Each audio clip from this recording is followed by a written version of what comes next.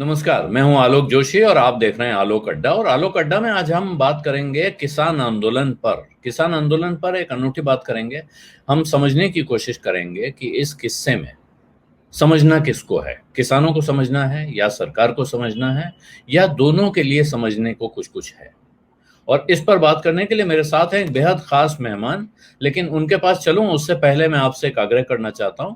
अगर अभी तक आपने मेरा यूट्यूब चैनल वन आलोक जोशी सब्सक्राइब नहीं किया है तो सब्सक्राइब का बटन दबाना और घंटी बजाना यानी नोटिफिकेशन आइकॉन दबाना न भूलें, ताकि आपको खबर मिल सके जैसे ही मैं नया वीडियो डालूं या मैं नए लाइव आऊं तो आपको साथ में सूचना मिल जाए।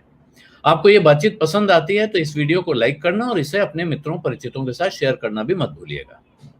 और अब शुरू करते हैं आज की बातचीत। सबसे पहले मैं आपको मिलवाता हूं अपने आज के खास मेहमान गुरचरण दास साहब से। दास साहब, स्वागत है आपका आलोक अड्डा पर। गुरचरण दास साहब का परिचय देने की वैसे जरूरत नहीं है, लेकिन हर बार जब हम बात करते हैं तो औपचारिकता है, परिचय देना चाहिए।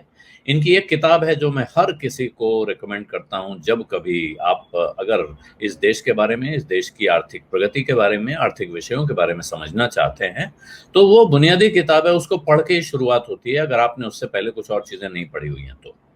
किताब का नाम है इंडिया अनबाउंड, हिंदी में उसको कहते हैं मुक्त भारत। दोनों भाषाओं और भाषाओं में भी उसके अनुवाद आए हुए हैं। लेकिन वो किताब भारत के आर्थिक सुधारों की नहीं, भारत की एक तरह से आजाद भारत का एक सफरनामा है। गुरचरण दास साहब बीच बीच में उस किताब में खुद भी आते हैं और एक तरह से ये एक हमसफर के तौर पे आजाद भारत की कहानी कहते हैं। कैसे किन सपनों के साथ ये देश आगे बढ़ा और कहाँ ये पहुंचा है, ये पूरा सिलसिला उसमें है। उसके अलावा उन्होंने एक दो किताबें और लिखी हैं और एक किताब इनकी और मेरे पीछे लगी हुई आपको दिख रही होगी, ये डार्क बुक जो है, डिफिकल्टी ऑफ डूइंग गुड। इसको हिंदी में कहते हैं अच्छाई की कठिनाई, इसका भी हिंदी अनुवाद है। और गुरचरण दास साहब भारत के सबसे नामचीन मैनेजर्स में से रहे हैं, भारत के नहीं दुनिया की। ये प्रॉक्टर एंड गैम्बल नाम की कंपनी में ग्लोबल वाइस प्रेसिडेंट थे जब एक दिन इन्होंने तय किया कि अब मैं नौकरी नहीं करूंगा, अब मैं वापस भारत चलूंगा। तो अमेरिका में रहते थे। और ये जो आपने स्वदेश फिल्म देखी होगी उसके बहुत पहले गुरचरण दास साहब अपनी अमेरिका की अच्छी भली नौकरी या शानदार करियर छोड़कर वापस भारत आ गए थे। अब ये एक कॉलम भी लिखते हैं टाइम्स ऑफ इंडिया अखबार में और टेलीविजन डिबेट्स में आते हैं। मैं अक्सर जब भी जरूरत पड़ती है कुछ चीज गहराई से समझने की तो दास साहब के पास जाता हूँ बात करने के लिए। तो आज एक ऐसा ही मौका है और दास साहब ने एक लेख लिखा है किसान आंदोलन पर। तो मैंने सोचा इस आंदोलन पर थोड़ी चर्चा करनी चाहिए और जो सवाल उस लेख को पढ़ने के बाद मेरे मन में आ रहे हैं उनको भी पूछूंगा। सबसे पहले तो गुरचरण दास साहब, आपका बहुत स्वागत है आलोक अड्डा पर एक बार फिर। और आपसे मैं जानना ये चाहता हूं कि किसान आंदोलन जो चल रहा है और ये 3 कानून सरकार ने किसानों के भले के लिए बनाए हैं, ऐसा सरकार बताती है। किसान कहते हैं इन कानूनों को वापस लो तब बात होगी। इस झगड़े में समझना किसको है, किसान को समझना है या सरकार को समझना है? ये आंदोलन हमें काफी सबक सिखा सकते हैं। एक तो है कि जो पॉलिटिक्स होता है, पॉलिटिक्स, नीति, सब ये एरिया है, ये है 2020 क्रिकेट मैच। जो अर्थ, जो रिफॉर्म्स होते हैं, आर्थिक बातें होती हैं, इकोनॉमिक बातें होती हैं, ये है 5 डे क्रिकेट मैच। तो अभी क्या हो रहा है कि आपके पास मैच चल रहा है, प्लेयर्स हैं, दोनों साइड के हैं और सब कंफ्यूज हो गए हैं क्योंकि उनको पता नहीं कि ये 2020 मैच हो रहा है कि 5 डे मैच हो रहा है। और हम सब जो स्पेक्टेटर्स हैं, जो स्टैंड्स में बैठे हुए हैं, हम भी कंफ्यूज हो गए हैं। तो ये सही बात ऐसी है कि अगर कोई नेता, पॉलिटिशियन कहता है कि मैं आपको 1 रुपए में चावल दूंगा, तो वो वोट जीत जाता है और सफल हो जाता है। अगर दूसरा जो उसके साथ लड़ रहा है पॉलिटिक्स में, इलेक्शन में, वो कहता है कि मैं उत्पादन बढ़ाऊंगा, प्रगति होगी और उसके बाद सबका फायदा होगा क्योंकि सबको ज़्यादा अनाज मिलेगा और प्राइसेस कम, कीमत कम हो जाएगी, ऐसे होगा, तो वो हार जाएगा। इसका मतलब ये है कि ये जो रिफॉर्म है ना, ये बहुत मुश्किल है देखने में। इसको कहते हैं इनविजिबल हैंड। एक बहुत बड़े महान इकोनॉमिस्ट रहे एडम स्मिथ, जिन्होंने इसको मार्केट को कहा कि मार्केट को हर वक्त सिखाना चाहिए, क्योंकि ये जो मार्केट चलती है वो इसको इनविजिबल हैंड, जो दिखता नहीं है, उससे चलती है, क्योंकि सब लोग अपना फायदा उठाना चाहते हैं, पर आखिर में सबका फायदा होता है। तो ये सब जो महान रिफॉर्मर्स रहे हैं, डंग शाओपिंग, मार्गरेट थैचर, ये सब जानते थे कि रिफॉर्म बेचना चाहिए, और वो कहते थे, वो मतलब कहते थे इनफैक्ट कि मैं मार्गरेट थैचर कहती थी कि मैं 20% टाइम अपना लगाती हूँ रिफॉर्म करने में, लेकिन 80% लगाती हूँ बेचने में, सिखाने में लोगों को कि क्या मतलब है। अब ये हमारे प्रधानमंत्री की गलती है। वो सबसे बड़े कम्युनिकेटर हैं, दुनिया के सबसे नंबर 1 कम्युनिकेटर हैं, लेकिन ये जो 3 कानून लाए हैं, ये भूल गए कम्युनिकेट करना। और अब ये जो हो रहा है आंदोलन, इसका ये मतलब नतीजा है। तो अब अगर मैं होता तो हर 3 महीने से मैं हर मन की बात के ऊपर बताता इसको कि क्या मतलब है, सबका फायदा क्यों है, कैसे है। अच्छा, तो अब नहीं हुआ, तो अब फंस गए हैं गवर्नमेंट और ये कम्युनिटी। और उसके बीच में क्या हुआ कि जब ये रिफॉर्म बिल्स लाए तो बहुत जल्दी इन्होंने लोकसभा के थ्रू पास हो गए और राज्यसभा के थ्रू। तो ये क्योंकि लोगों को समझ नहीं आई, किसानों को समझ नहीं आई कि क्या हो रहा है, तो वो एक किस्म के विक्टिम हो गए। बहुत सारी फेक न्यूज़, रूमर्स, ये सब आने शुरू हो गए और गलत बातें बताई गई। तो इसलिए बहुत कुछ जो किसानों को डर है, वो सच्ची नहीं है। वो डर अब मिटाना है, कम करना है, और इसलिए अब अच्छी बात है कि बात कर रहे हैं, बातचीत दोनों साइड की हो रही है। जो ये रिफॉर्म बिल्स थे, ये तीनों, ये रिफॉर्म बिल्स 3 किस्म की आज़ादी दे रहे हैं किसान को। लेकिन कई बार ऐसा भी होता है, जो व्यक्ति कैदी हो या वो आज़ाद नहीं हो, तो उससे वो भूल जाता है आज़ादी का क्या असर हो सकता है। जैसे कहते हैं पिंजरे में चिड़िया उड़ना भूल जाती है। हाँ, बस ऐसा कुछ है। तो अब आज़ादी क्या है? पहली आज़ादी है कि भाई किसान को क्या कहा गया है, आप कहीं भी किसी को खरीदना, किसी को बेचना चाहते हो, बेच सकते हो। अब तक तो कानून था कि किसान को खाली सिर्फ, मतलब हर स्टेट में, हर राज्य में थोड़ा थोड़ा फर्क है, लेकिन बाय एंड लार्ज कि आप एपीएमसी मंडी में खाली बेच सकते हो, एक ही तरीका था। तो अब वो आज़ाद हो गया है। अब अगर आलोक जोशी डालते हैं, एक कोल्ड स्टोरेज खोलते हैं, तो वो फार्मर जो है, किसान है, वो जाके आलोक जोशी को बेच सकता है अगर उसको ऊंची कीमत मिलती है। तो दूसरी स्टेट में जा सकता है। पंजाब का फार्मर या हरियाणा का यूपी में भी बेच सकता है। ये कानून के खिलाफ था पहले, ये अब अलाउड है। तो मेरे कहने का मतलब है कि ये जो सब एक तो ये रिफॉर्म है। दूसरा रिफॉर्म क्या है कि अच्छा मैं बता दूं एक कि क्या होता है एपीएमसी मंडी में। APMC Mandi is controlled by a cartel, मतलब जो आड़तिया होते हैं और होलसेलर्स होते हैं, इनकी कार्टेल बनी हुई है। और ये आड़तिया बड़े मतलब अमीर लोग हैं। ये अभी इलेक्शंस को फाइनेंस करते हैं, ये आप नेता बन जाते हैं।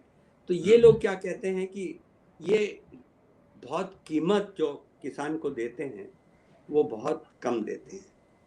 जैसे अगर आप आलू 40 रुपए में खरीद रहे हो मार्केट में आलोक जी, वो किसान को 10 रुपए से भी कम मिलती है प्राइस। और बाकी जो 30 रुपए हैं वो बीच में जो है आड़तिया, होलसेलर, रिटेलर, रेडी वाला, ये बड़ा इनएफिशिएंट सिस्टम है, ये बीच में सब लोग खा जाते हैं। तो किसान इस सिस्टम में फंसा हुआ है। तो अब उसको आजादी मिल रही है पिंजरे में से, और उससे बहुत किस्म की कहानियां सुना रहे हैं। अब जो आड़तिया हैं वो 1500 से 3000 करोड़ हर साल कमाते हैं जी। और ये सिस्टम जो अगर हम खत्म हो गया ना, तो जो किसान है वो उसको आज़ादी है, अगर जाना है एपीएमसी मंडी जाके बेच लो, अगर कोई और तुमको पैसे ऊंचे देता है तो उसको बेचो, आज़ादी है। तो लेकिन ये जो सवाल आप कह रहे हैं, मैं इससे पहले कि आगे बढ़ूं दो बातें पूछना चाहता हूं। एक सवाल यहाँ पे ये है कि जो आप कह रहे हैं किसान को आज़ादी मिल गई, बेचने की आज़ादी, तो किसान जाके किसी को भी बेच सकता है, लेकिन किसान खास तौर पे जो अमीर किसान है, जिसके पास पैसा भी है, जिसके पास ट्रैक्टर भी है, ट्रॉली भी है, वो तो कर लेगा।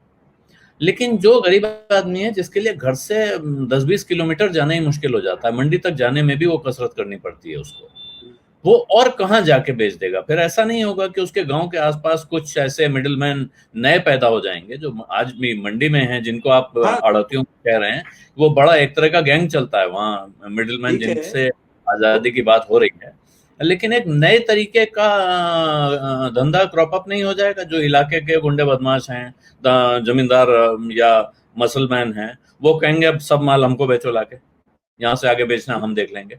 अब ऐसा है कि भाई वो भी जो छोटा भी किसान है वो भी सोचेगा कि भाई मंडी में मुझे 10 रुपए मिल रहे हैं, तो ये जो नजदीक जो नया व्यापारी है और जो कहेगा कि मुझे बेच दो, उसको ज्यादा पैसे देने पड़ेंगे, क्योंकि वो तो मंडी तो वहीं, मंडी को तो कोई नहीं हटा रहा ना, मंडी तो हो रहेगी। तो मंडी से अगर मतलब उसको आजादी है, उसकी चॉइस है, उसको ये कोई नहीं कह रहा डंडे के साथ कि भाई इसको बेचो, कोई नहीं कह रहा। तो इसका मतलब ये है कि हमें मतलब जो किसान है वो उसमें थोड़ा विश्वास हमें रखना चाहिए और उसको अपने आप में रखना चाहिए कि भाई चॉइस मिली है आपको जी। ये नहीं, चॉइस की बात आप ठीक कह रहे हैं, लेकिन ये जो आप आजकल के हालात देखें, अगर इलाकों में, बहुत इलाकों में ऐसे लोग हैं जिनमें इतना दम है और जो लोगों को डरा धमका कर ले सकते हैं, और वो किसान दरअसल मजबूर है, वो इंतजार नहीं कर सकता है, दूर जा नहीं सकता है, तो कहता है अच्छा चलो कम दाम में ही बिक जाए, लेकिन ये कैश दे रहा है या कह रहा है, तो वो बेच के खत्म करते हैं। तो उसकी डिसीजन है लोग, क्योंकि इसके साथ ये जो दूसरी चीज है, जो दूसरी आजादी की बात आप कहेंगे, सरकार कह रही है कि साहब उसको स्टोरेज की आजादी मिल रही है, कि वो अब होल्डिंग का जो एक्ट है, एसेंशियल कमोडिटीज एक्ट, वो रिलैक्स किया गया है। लेकिन ये होर्डिंग तो वही करेगा ना, फिर जिसके पास पैसा होगा, दम होगा, वो होर्डिंग तो व्यापारी करेंगे, बड़े आड़तिये करेंगे, या गांव का जमींदार करेगा, या हो सकता है ये जिनको हम देश के जमींदार कह रहे हैं, जो बड़े बड़े बहुत बड़ी कंपनियां हैं जो बड़े बड़े गोदाम खोल रही हैं अलग अलग स्टेट्स में, ये करेंगी। गरीब किसान के पास इतना है कहाँ कि वो अपने अपने यहाँ स्टोर करे और समय पे बेचे, वो हाँ, तो मजबूरी में बेचता ही इसका फायदा ये है जी। कि अब कोल्ड स्टोरेजेस आ जाएंगे। पहले कोल्ड स्टोरेज नहीं आ पाए क्योंकि एसेंशियल कमोडिटीज एक्ट एक किस्म का डिटरेंट था, जो कहता जिसमें लिमिट लगाए थे कि भाई तुम 20 किलो या 20 मन के ऊपर नहीं स्टॉक कर सकते, स्टॉकिंग लिमिट थी। तो कोई कोल्ड स्टोरेज खोला, किसी ने नहीं खोला। लेकिन अब कोल्ड स्टोरेज आने के बाद क्या फायदा होगा कि सारे किसानों के लिए जो आलू मतलब 2 महीने के लिए या 1.5 महीने 2 महीने के लिए लास्ट करते हैं, अब वो 4 5 6 महीने के लिए लास्ट कर पाएंगे। फिर फूड प्रोसेसिंग में भी जा सकेंगे, सीधा फूड प्रोसेसर आ सकता है, वो खरीद सकता है किसान से।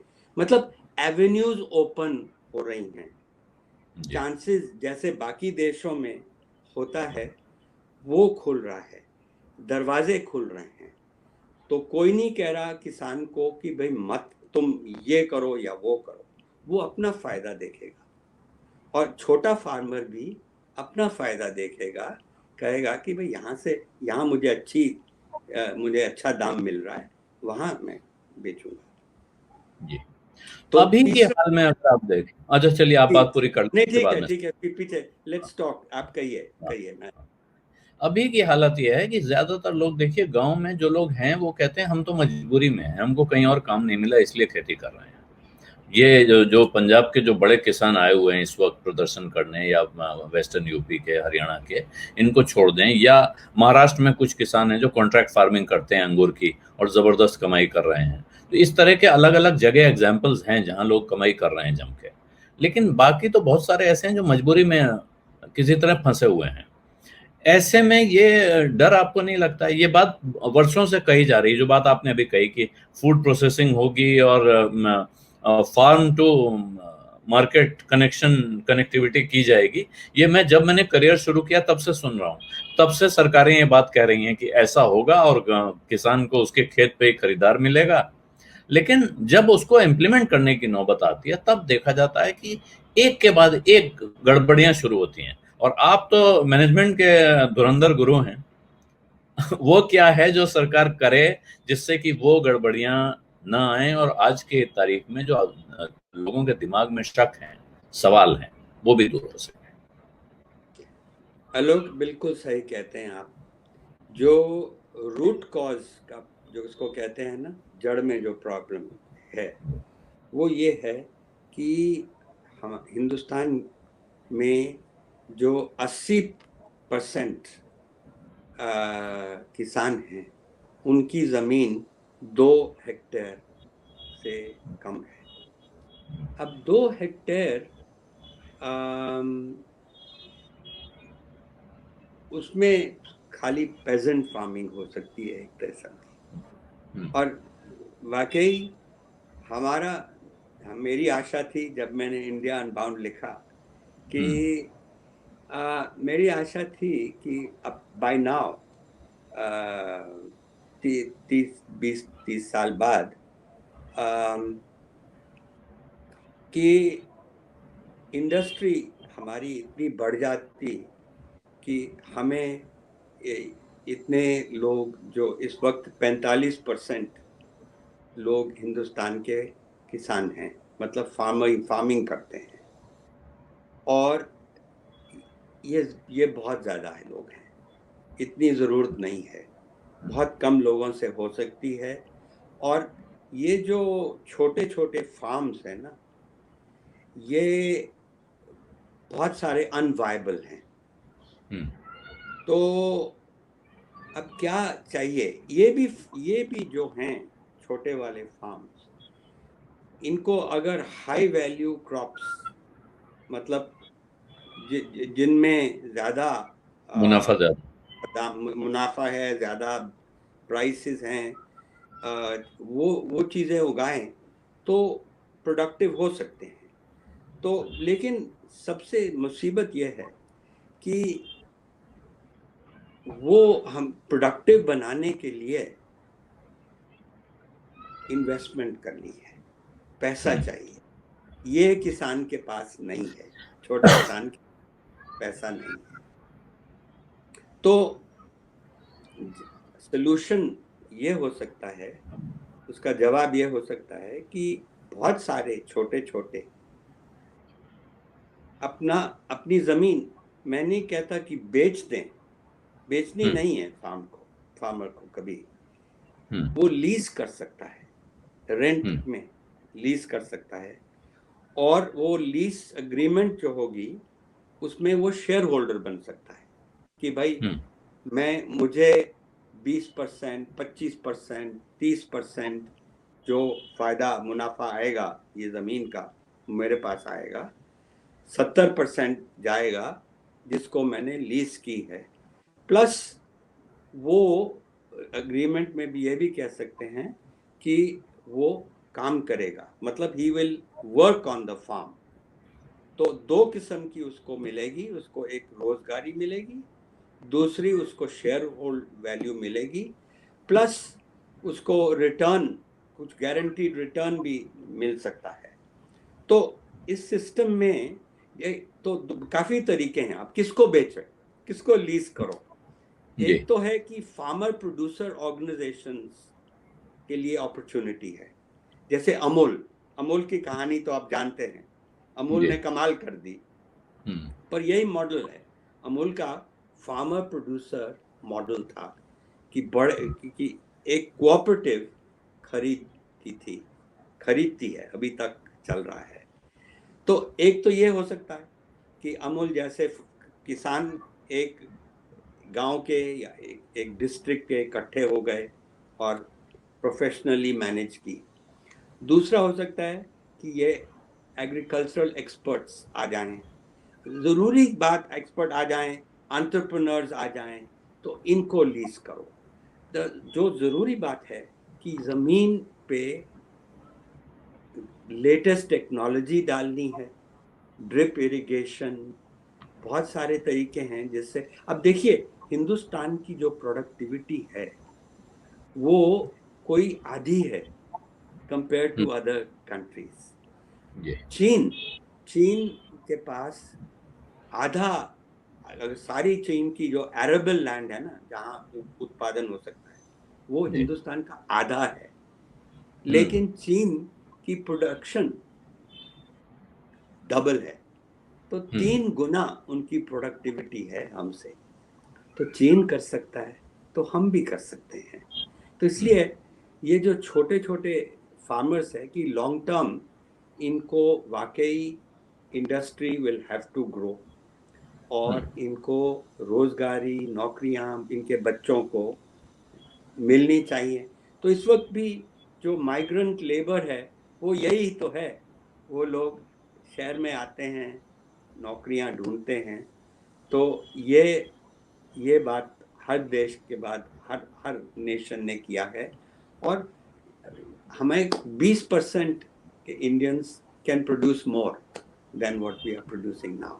अब ये जो तीसरी जो आज़ादी मिली है वो ये है कि वो ये कर पाएंगे, मतलब दे कैन ऑल्सो डू, एक और भी काम कर सकते हैं कि कोई बिजनेसमैन आएगा, कहेगा कि भाई ये जनवरी का महीना है, आपने बोआ है दिसंबर में रबी की सोइंग की है, और अप्रैल में आपकी होगी हार्वेस्ट, तो मैं आपको अभी डिक्लेयर्ड प्राइस दे देता हूँ कि ये प्राइस होगी और मुझे आप बेच दीजिए। This is called future trading.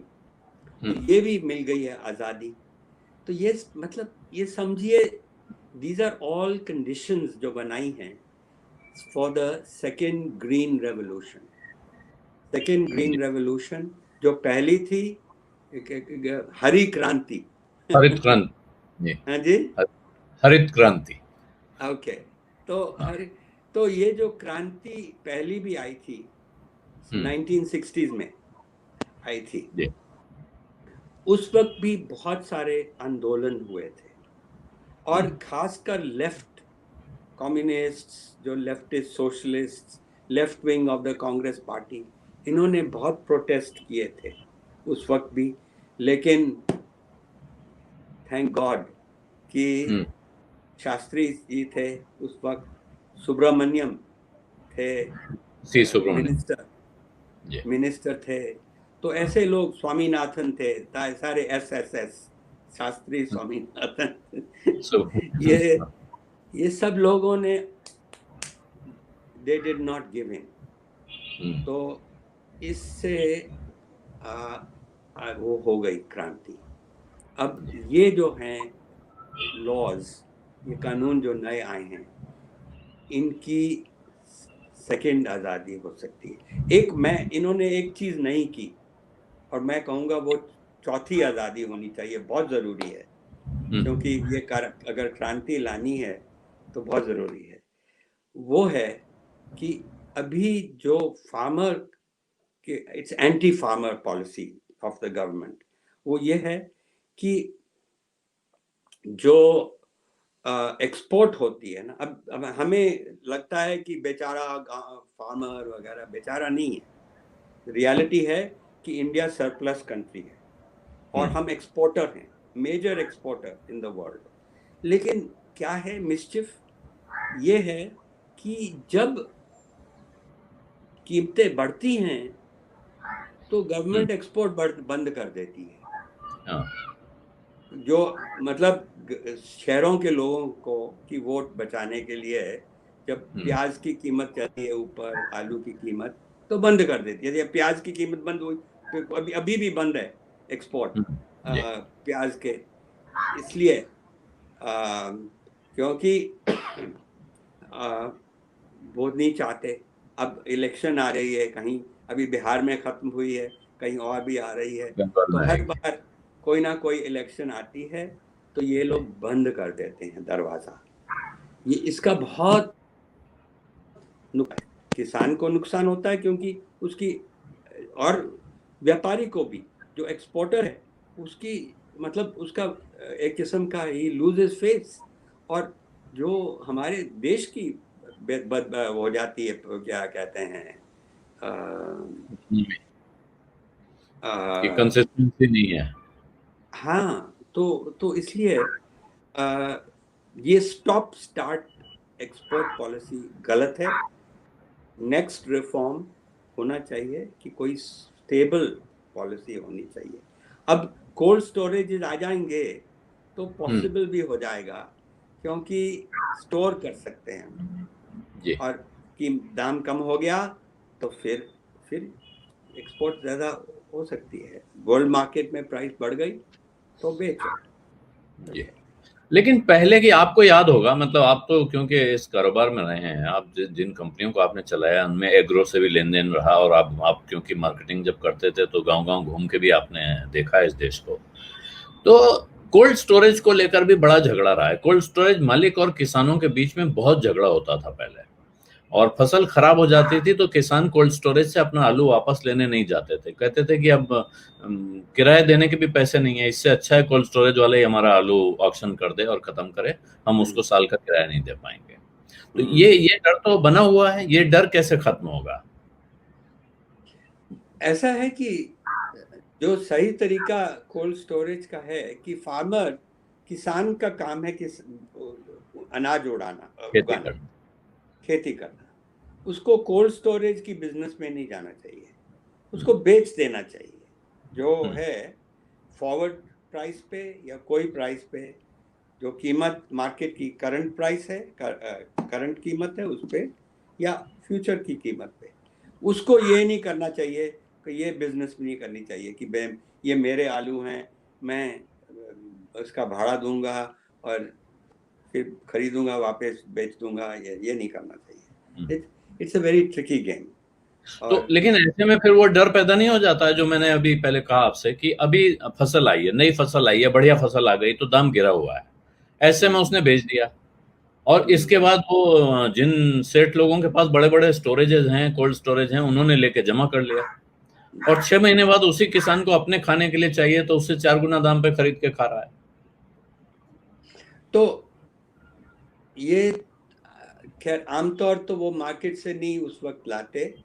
लेकिन आ, हो सकता है जो आप कह रहे हैं, ये भी हो सकता है, लेकिन पॉसिबिलिटीज काफी सारी हैं इसके बीच में। ये है कि अगर वो किसान इस वक्त कोल्ड स्टोरेज वाले को नहीं बेचना चाहता, मार्केट में बेचना चाहता है, वहां इस वक्त उसको आजादी है। अभी करंट सिस्टम, ये जो ये जो पॉसिबिलिटी है, चॉइस उसको मिली है ना, कि मार्केट में बेचो, अड़तिया को बेचो, या कोल्ड स्टोरेज वाले को बेचो। जी। ये उसकी उसकी है ना, नहीं कि उसकी चॉइस है। ठीक है, तो ये जो आप बात कह रहे हैं, उस हिसाब से अगर सारे रिस्ट्रिक्शंस हटा दिए जाएं और खोल दिया जाए, तो इसमें सबको फायदा होगा, एक तरह से विन विन सिचुएशन होती है। लेकिन अभी अभी खबर आई है कि मध्य प्रदेश सरकार ने कह दिया है कि हम किसी दूसरे स्टेट का प्रोड्यूस अपने राज्य में लाके बेचने नहीं देंगे। तो एक तरफ कहते हैं आजादी देंगे, दूसरी तरफ कहते हैं पाबंदी लगाएंगे। तो ये ये तो इस बहुत तरह का खराब जो विजडम है, जो राजनीतिक बुद्धि जो चलती है, वो कहाँ ले जाएगी, और उस पर कोई किसान, कोई मजदूर कैसे भरोसा कर ले। यही तो है पॉलिटिक्स। मैंने कहा 2020 मैच है, जो आर्थिक व्यवस्था है वो 5 डे मैच है। तो ऐसे पॉलिटिशियंस होंगे। ये जो मध्य प्रदेश ने अगर जो किया है वो गलत किया है। तो और आखिर में मध्य प्रदेश वालों को भी समझ आएगी कि उनके किसानों को भी फिर बंद कर देंगे लोग। तो मतलब अपने आप, अगर सारी दुनिया गलत करे तो गलत, हमें तो नहीं गलत करना चाहिए। तो ये मतलब है जी। कि हाँ, हो गए ऐसे केसेस, पर पॉलिटिक्स काफी बार फायदा नहीं किसान का पहुंचा। फायदा नहीं। जी। आपने एक चीज और कही है इसमें, आपके लेख में है, स्टेल्थ रिफॉर्म बाय स्टेल्थ, यानी चोरी छिपे रिफॉर्म करना पड़ता है, जबकि रिफॉर्म जरूरी है, लेकिन सरकारें मजबूर होती हैं कि उसको चोर रास्ते से करें, बैकडोर से करें। और उसमें आपने जिक्र किया प्रधानमंत्री नरेंद्र मोदी का, कि वो इतने अच्छे कम्युनिकेटर हैं, इस वक्त दुनिया के सबसे अच्छे कम्युनिकेटर माने जाते हैं, इसके बावजूद वो किसानों को कन्विंस क्यों नहीं कर पाए, या उन्होंने वो कोशिश क्यों नहीं की कि वो पहले कन्विंस कर लें, लोगों को भरोसे मिल लें, और उसके बाद ये कानून लाएं। क्या वजह लगती है? भाई, आफ्टर द फैक्ट तो कोई भी कुछ कह सकता है, पर ये उनसे गलती हो गई, मेरा ख्याल है कि ये भूल हो गई। लेकिन वो अकेले नहीं हैं। ये सारे जो हमारे रिफॉर्मर्स हैं 1951 के बाद, मनमोहन सिंह, चिदम्बरम जी। और भी 91। थे, मोंटेक, 91। बहुत सारे रिफॉर्मर्स रहे हैं। किसी ने किसी ने नहीं लोगों को समझाया कि क्या रिफॉर्म का फायदा क्या होता है।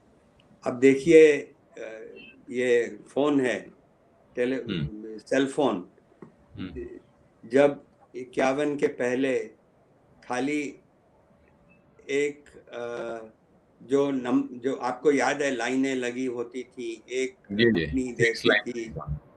और क्या, और अब क्या है कि एक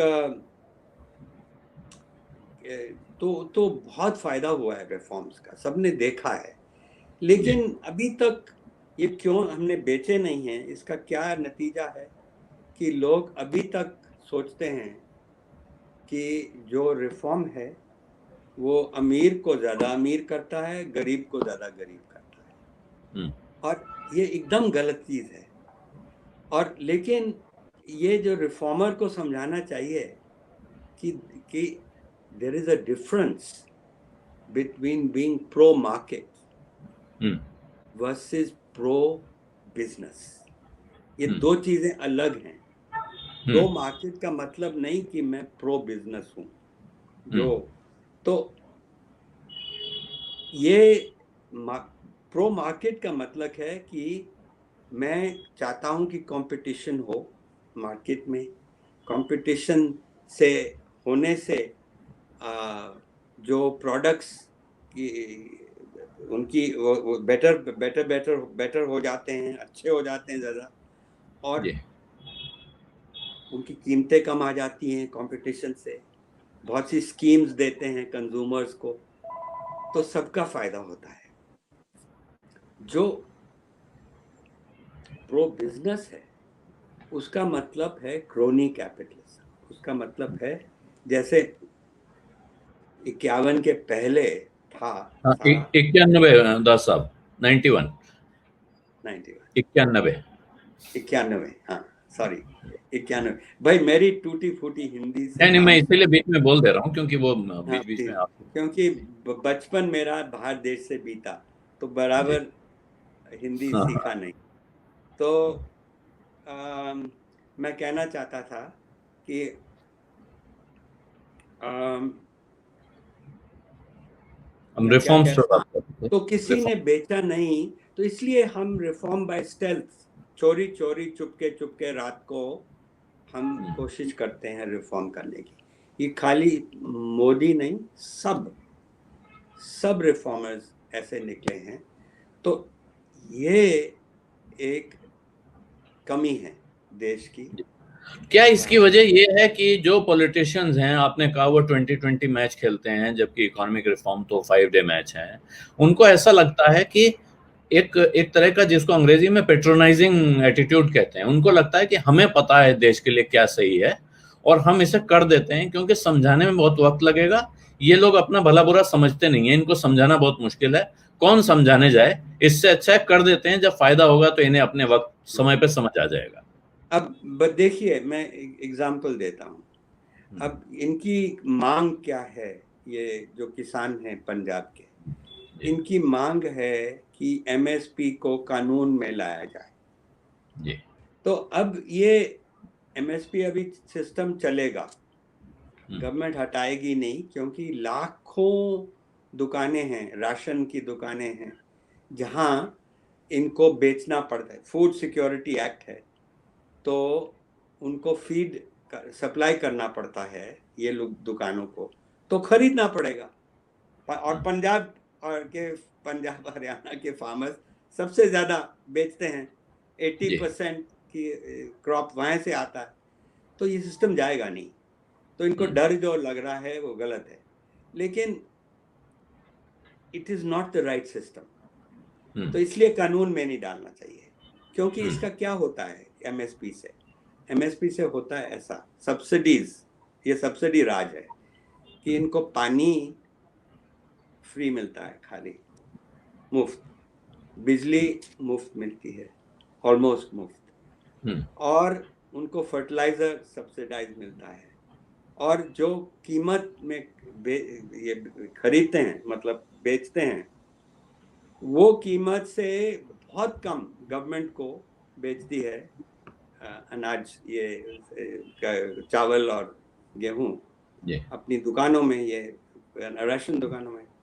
तो ये, और क्या होता है कि इनको गारंटी है, तो मतलब कि गवर्नमेंट को खरीदना पड़ता है। तो इसलिए हर साल जो फूड कॉरपोरेशन के गोदाम हैं वो भर जाते हैं, इतने भर जाते हैं कि जैसे एक किस्म का पहाड़ चढ़ गया, और जरूरत नहीं होती। और जो उसमें क्या कहते हैं, 20% 30% चूहे खा जाते हैं। सड़ जाता है या चूहे खा जाते हैं। अब देखिए ये क्या, ये हमारा सबका देश का पैसा है जो बर्बाद हो रहा है हर साल। तो ये सिस्टम अच्छा सिस्टम नहीं है, लेकिन चल रहा है। और जो आइडियल सिस्टम ये होगा, अगर मैं होता प्रधानमंत्री हाँ। आइडियल सिस्टम क्या होता कि मैं कहता कि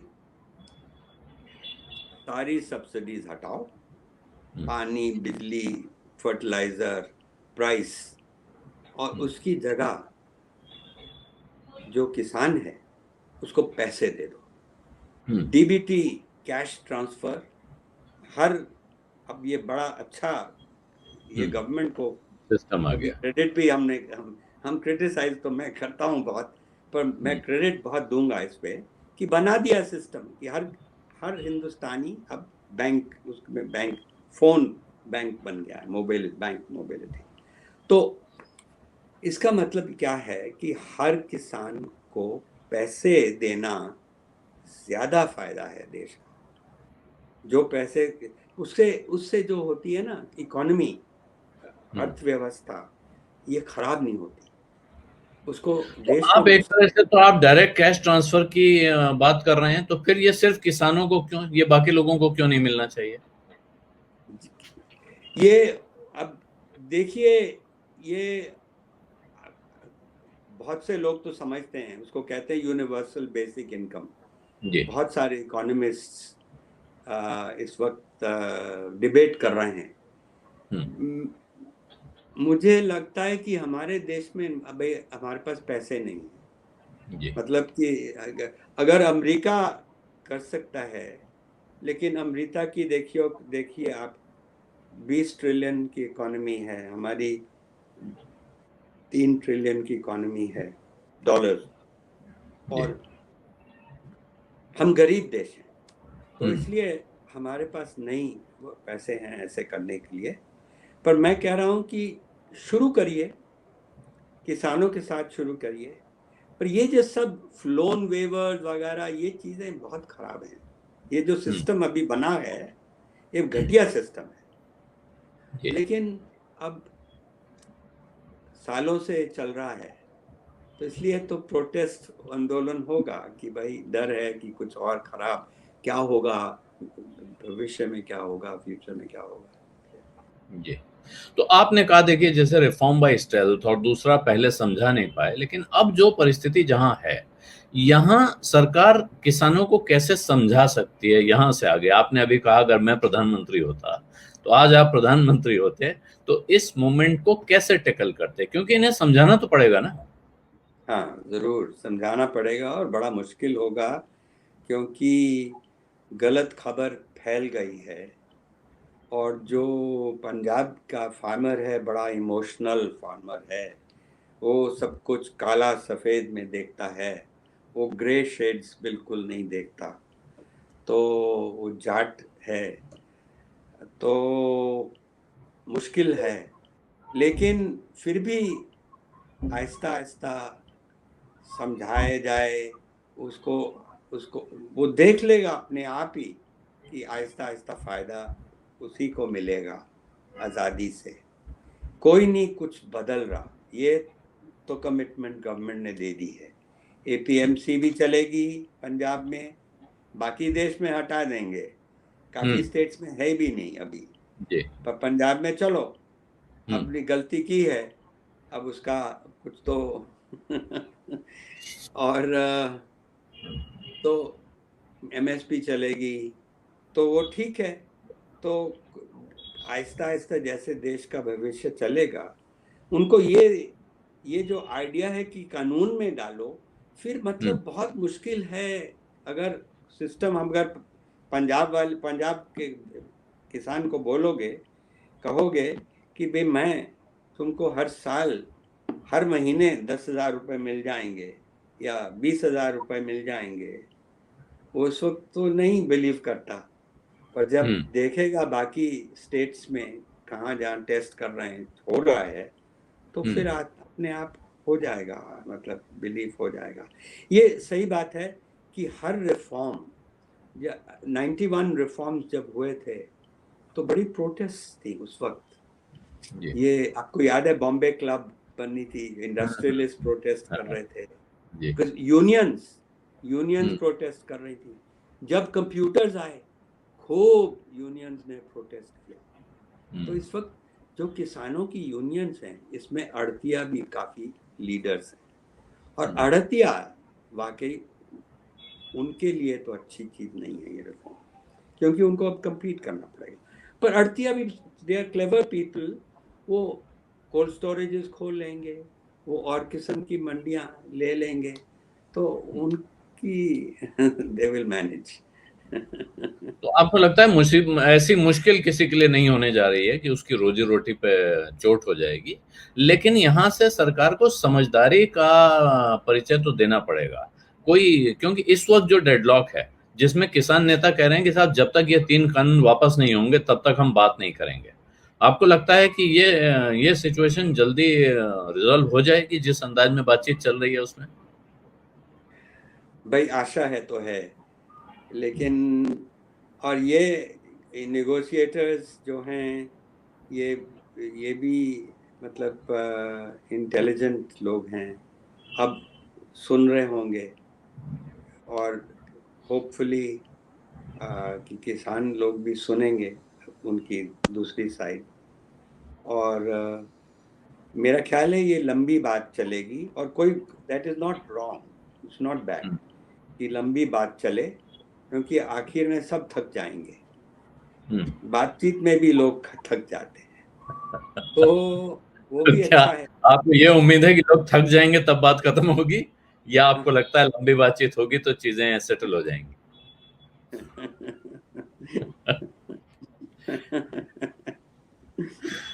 धन्यवाद दास साहब समय निकालने के लिए और इतने अच्छे तरीके से इतनी तफसील में अपनी बात समझाने के लिए। कुछ और सवाल पैदा होंगे तो फिर उनको लेके आपके पास आऊंगा, आपसे आग्रह करूंगा कि फिर उन पे सफाई दें। इस वक्त इजाजत चाहता हूं, आपका बहुत बहुत शुक्रिया। और अंत में मैं अपने दर्शकों से एक बार फिर आग्रह करूंगा, अगर अभी तक आपने मेरा यूट्यूब चैनल वन आलोक जोशी सब्सक्राइब नहीं किया है तो सब्सक्राइब का बटन दबाना, घंटी बजाना याद रखें। बातचीत आपको पसंद आई है तो इस वीडियो के लिंक अपने मित्रों परिचितों के साथ शेयर भी करें और इसे लाइक भी करें। धन्यवाद, नमस्कार।